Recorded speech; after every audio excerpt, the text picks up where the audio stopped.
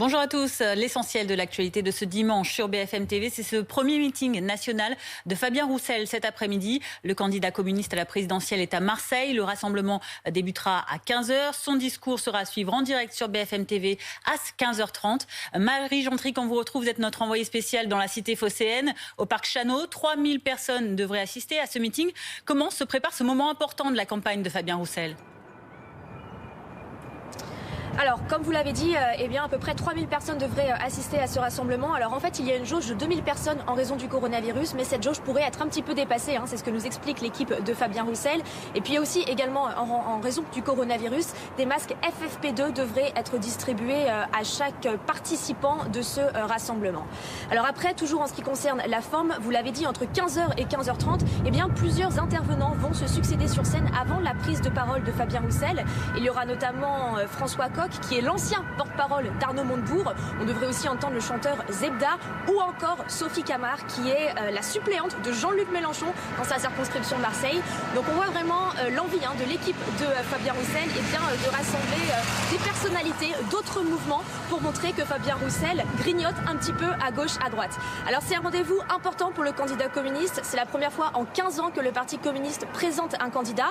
En plus, on le voit depuis quelques semaines, il y a une petite dynamique en faveur de Fabien Roussel. Une petite dynamique du côté des médias où on le voit de plus en plus souvent. Alors Fabien Roussel, il s'est distingué d'autres candidats à gauche, notamment en raison de ses positions sur la sécurité et sur le nucléaire. Fabien Roussel est en faveur du nucléaire, contrairement à Jean-Luc Mélenchon ou encore Yannick Jadot. Donc moment important pour Fabien Roussel qui, on le rappelle pour le moment, plafonne encore dans les sondages aux alentours de 4%. Merci pour ces précisions, Marie Gentry, en direct du parc Chano à Marseille avec Corentin Préa. Ce nouveau sondage Ipsos Soprasteria pour Le Parisien et France Info. Emmanuel Macron, toujours pas officiellement candidat, reste en tête avec 24% des intentions de vote en légère baisse. Et c'est désormais Valérie Pécresse pour les Républicains qui est en deuxième position, 16,5% des intentions de vote. Devançant Marine Le Pen, rattrapée par Éric Zemmour à 14% tous les deux. Les candidats de gauche restent, eux, à la peine. L'insoumis Jean-Luc Mélenchon obtient 9% d'intentions de vote. Le candidat écologiste Yannick Jadot, 8%. Quelle place justement pour la question écologique et environnementale dans les campagnes et pour les électeurs? Réponse de Yannick Jadot, invité de BFM Politique ce midi. Il est évident qu'il y a une perspective extraordinaire et réelle de victoire d'une écologie qui soit sociale, républicaine à cette élection présidentielle, parce que le seuil d'entrée au second tour va être plus faible.